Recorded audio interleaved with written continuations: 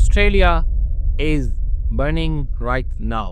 Massive bushfire जो out of control हो चुकी थी, उससे फार्म्स, लैंड, फॉरेस्ट, स्ट्रक्चर सभी चीज़ों को बहुत ही बुरा इम्पैक्ट हुआ है। 3,50,000 हेक्टेयर लैंड सब की सब जलकर तबाह हो चुकी है।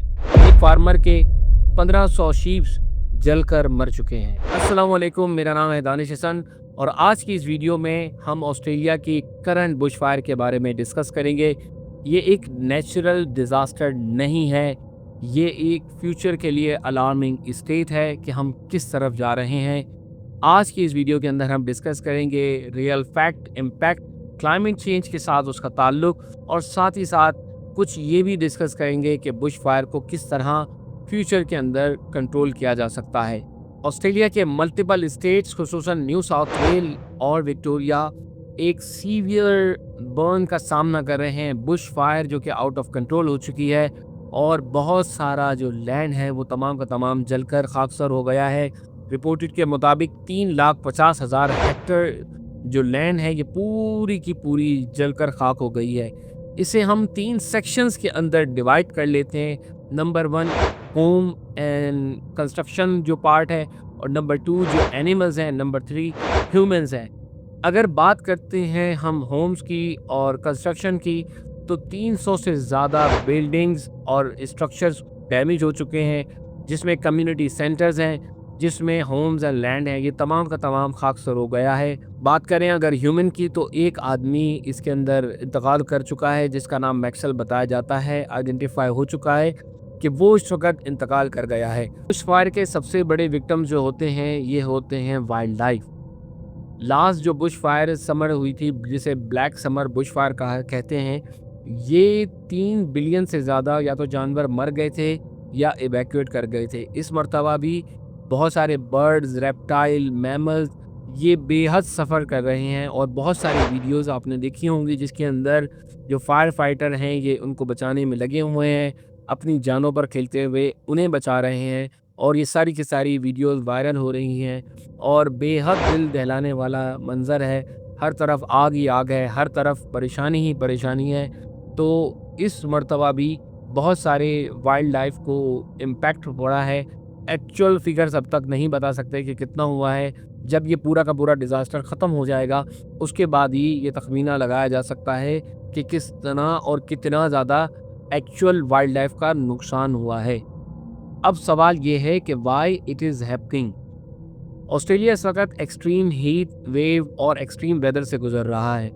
यहाँ पर बहुत सारा खुश्क साली भी हो रही है और जो खुश्क साली के साथ हीट वेव्स होती हैं ये एक फ्यूल का काम करती है, बहुत ज़्यादा आग लगने में हेल्प आउट कर देती है और ये ईंधन की तरह दहक जाता है। तो जब ड्राउनेस ज़्यादा होती है तो घास जो होती है ये सूखी होती है और जब एक्सट्रीम वेदर होता है तो उसके साथ में कंबाइन होती है और ये फायर लगती है और ये फायर देखते ही देखते हेक्टर्स एंड हेक्टर्स के अंदर फैल जाया करती है। इस परेशानी के अंदर जो सबसे बड़ा रोल अदा किया है वो अदा किया है हमारी कम्युनिटीज़ ने और इसके साथ साथ हमारे हीरोज़ यानी फायर फाइटर्स ने। कम्युनिटी वॉलंटरीली आगे आई हैं और उन्होंने आकर जो डेली यूज़ की चीज़ें होती हैं, जो डेली इस्तेमाल के प्रोडक्ट्स होते हैं जैसे पानी, दूध और टिश्यूज़, इस तरह की चीज़ें उन्हें वॉलंटरीली दी हैं। वहाँ आगे बढ़कर उन्हें हेल्प आउट किया है और जो हमारे हीरोज़ हैं, थाउजेंड्स ऑफ फायर फाइटर इस आग को बुझाने के लगे हुए हैं। ज़मीन, आसमान, हर तरह की चीज़ें वहाँ इस्तेमाल की जा रही हैं। आसमान से पानी बरसाया जा रहा है मगर क्योंकि कुदरती आफ़ात है और बहुत ज़्यादा एरिया के और बहुत ज़्यादा स्केल के ऊपर है तो अपनी तरफ से कोशिशें कर रहे हैं और उन्हें भी बड़ी मुश्किलात का सामना हो रहा है। इमेजिन कर सकते हैं जब इतनी बड़ी फायर लगी हो तो ये इंसान के बस की बात नहीं है कि इसलिए इतनी जल्दी से ख़त्म कर दे। फायर फाइटर अपनी अंत तक मेहनत कर रहे हैं, हत्ता कि उनकी अपनी जो गाड़ियां हैं ये भी उनको जल गई हैं और ये भी बताया जाता है कि फायर फाइटर्स को भी आग लग गई। कई फायर फाइटर तो जल भी गए और कंडीशन सीवियर हो जाती है। तो वो एक इसके अंदर जो है वो बहुत ज़्यादा अपना रोल प्ले कर रहे हैं और आगे आकर ये सारे के सारी चीज़ों को, सिनेरियोस को कंट्रोल करने की कोशिश कर रही हैं। अब $1 मिलियन क्वेश्चन हमारे दिमागों में रेज होता है, क्या हम इसे फ्यूचर के अंदर रोक सकते हैं या प्रिवेंट कर सकते हैं? कुछ इस तरह का काम हो सकता है कि हम इसे आगे ना होने दें। जो सजेशन माइंड के अंदर आती है उसके 3 सॉल्यूशंस हैं। वो पहला सॉल्यूशन ये है कि अर्ली डिटेक्शन और टेक्नोलॉजी का इस्तेमाल। ऑस्ट्रेलिया ऑलरेडी जो है वो काफ़ी सारी टेक्नोलॉजीज़ को इस्तेमाल करते हुए इसमें आ रहा है, जिसके अंदर सैटेलाइट मॉनिटरिंग शामिल है, जिसके अंदर एआई की मदद से वो ये डिटेक्शन करने की कोशिश कर रहे हैं कि हम अर्ली डिटेक्शन कर लें और ये पता कर लें कि किस जगह पर कब और कहाँ और कैसे आग लगेगी, ताकि हम उससे पहले से प्रिवेंशन ले सकें, पहले से प्रिकॉशंस कर सकें, पहले से बहुत सारा काम कर सकें, ताकि हम वहाँ से फायर के चांसेस को कम कर दें। जो दूसरी चीज़ है वो है फ्यूल मैनेजमेंट।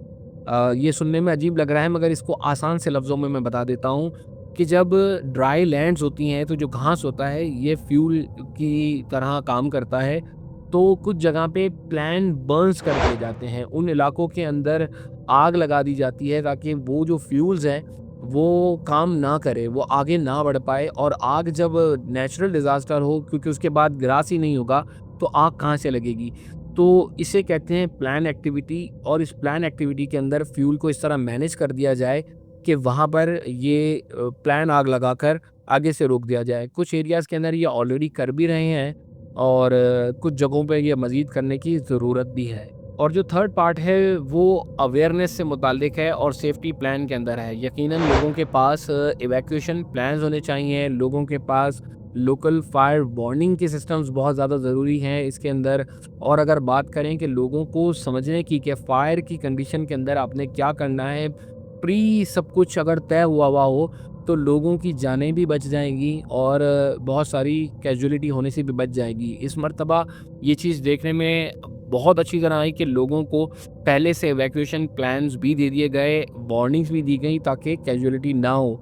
मगर उसके बावजूद भी एक शख्स जो है वो इंतकाल कर गया, जो कि बड़ी दुख की बात है।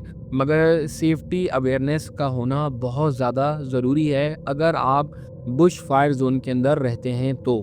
इन तमाम बातों से आज का लेसन लर्न क्या हो रहा है, Australia is burning right now, मगर ये एक वेकअप कॉल है हम तमाम के लिए कि क्लाइमेट चेंज हो रहा है और हमें इसे सीरियसली लेना होगा और इसको टेक्नोलॉजी, कम्युनिकेशन, प्लानिंग के थ्रू इसे मात देनी होगी, इसे पीछे करना होगा, इसे हैंडल करना होगा। अदरवाइज़ हम बहुत पीछे रह जाएंगे। ऑस्ट्रेलिया तो आज बर्न कर रहा है, कहीं ऐसा ना हो कि हमारे लिए फ्यूचर में आने के लिए ये और इशू क्रिएट हो जाएं। Stay safe, stay inform. अगर आपको इस वीडियो के अंदर कुछ सीखने को मिला है, कोई बात आपको पसंद आई है, तो लाइक शेयर ज़रूर कीजिएगा। चैनल में पहली मर्तबा आए हैं तो सब्सक्राइब ज़रूर कीजिएगा और अपना ओपिनियन भी मुझे इस वीडियो के एंड में ज़रूर दीजिएगा कि हम किस तरह इसे फायर को बढ़ने से बचा सकते हैं। अपनी दुआओं में मुझे याद रखिएगा, अपना और अपने घर वालों का ढेर सारा ख्याल रखिएगा। मिलते हैं अगली वीडियो में। वस्सलामुअलैकुम वरहमतुल्लाहि वबरकातुहू।